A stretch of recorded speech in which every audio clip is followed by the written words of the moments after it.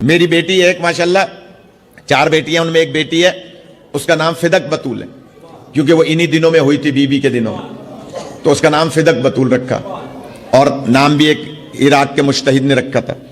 تو وہ جب 6ٹھی کلاس میں گئی تو اس کی ٹیچر تھی جو شیعہ نہیں تھی، اس نے پوچھا یہ فدق کا مطلب کیا ہے؟ تو اس نے کہا کہ آپ لغت میں دیکھ لیں۔ میری بیٹی ماشاءاللہ وہ میڈیکل میں پڑھ رہی ہے، اس نے جب 6ٹھی میں تھی تو اس نے ٹیچر سے کہا کہ آپ لغت میں دیکھ لیں مانا۔ اس نے کہا اچھا دیکھ لوں گی۔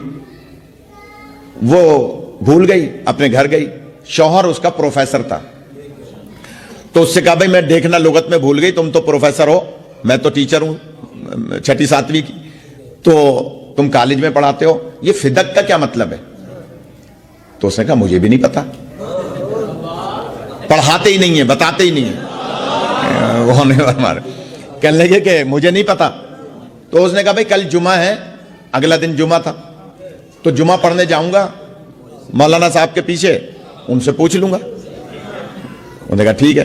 صبح جمعہ ہوا، وہ جمعہ پڑھنے گیا اپنی مسجد میں، دیوبندیوں کی مسجد تھی، وہاں جب نماز پڑھنے گیا تو نماز ختم ہوئی، پیش نماز سے لوگ کھڑے تھے جیسے ہاتھ ملانے کے لیے کھڑے ہو جاتے ہیں نماز کے بعد، تو اس نے آگے بڑھ کے، پروفیسر تھا پڑھا لکھا تھا، اس نے آگے بڑھ کے کہا کہ قاضی صاحب یہ فدق کا کیا مطلب ہے؟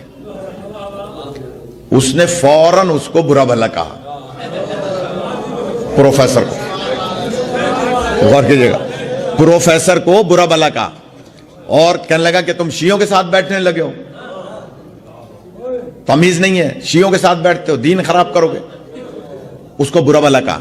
اب پروفیسر حساس ہوتا ہے، علم سے تعلق رکھنے والا بندہ حساس ہوتا ہے، اس کو انسلٹ فیل ہوئی کہ اس نے 10 آدمیوں کے سامنے مجھے ذلیل کیا۔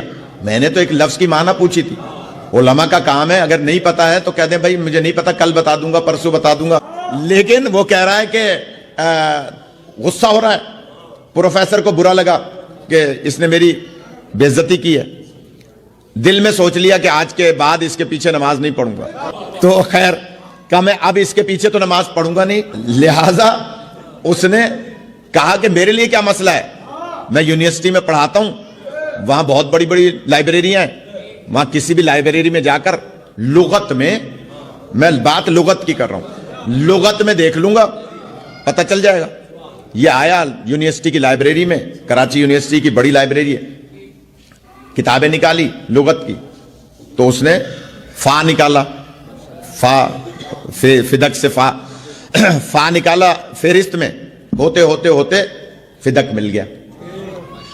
لغت لکھنے والا منصف مزاج تھا، اس نے اس کے آگے جملہ لکھا کہ یہ وہ باغ تھا جو نبی کی بیٹی سے حاکم نے چھین لیا تھا۔ لغت لکھنے والے نے صرف اتنا سا جملہ لکھا، تفصیل نہیں لکھی کہ نبی کی بیٹی کون، حاکم کون، تفصیل نہیں لکھی، اس نے صرف اتنا لکھا کہ نبی کی بیٹی سے حاکم نے باغ تھا وہ چھین لیا تھا۔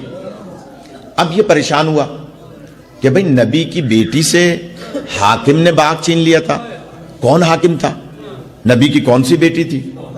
غور کیجئے گا، پروفیسر تھا، تحقیق کرنے لگا، تحقیق کرتے کرتے کرتے 6 مہینے لگے، پھر اس نے فدق پر کتابیں منگائیں، اور کہاں کہاں سے کتابیں لینے کے بعد 6 مہینے کے بعد اپنی زوجہ سے کہا کہ ہم نتیجے پر پہنچ گئے کس نے باغ چھینا تھا، کس سے باغ چھینا تھا، اب ہمیں اس کے بغیر چارہ نہیں ہے کہ ہم علی ولی اللہ پڑھ لیں، اس کے بغیر چارہ نہیں ہے کہ ہم علی ولی اللہ پڑھ لیں۔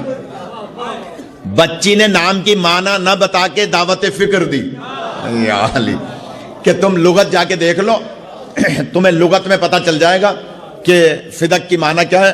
اور وہ دونوں منصف مزاج تھے، پڑھے لکھے تھے، صحیح معنی لغت کی دیکھی تو دروازہ اہل بیت پر آ گئے، نتیجے پہ پہنچ گئے کہ کس نے چھینا تھا اور اس کی وجہ کیا تھی اور کس سے چھینا تھا۔